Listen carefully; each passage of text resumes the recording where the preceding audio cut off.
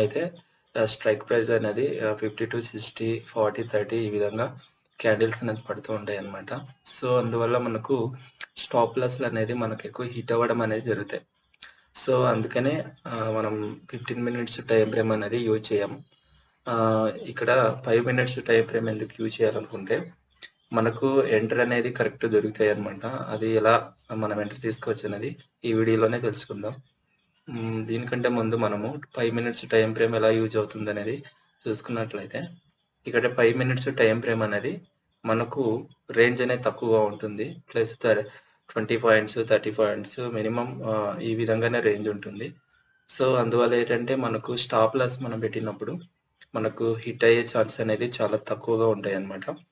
అలాగే మనం లాస్ అనేది కూడా ఇందులోనే చాలా తక్కువగా ఫ్రెండ్స్ ఫుల్ వీడియో కోసం క్లిక్ చేయండి, కంప్లీట్ వీడియో చూడండి. మీకోసం వీడియో లాస్ కవరింగ్. అంటే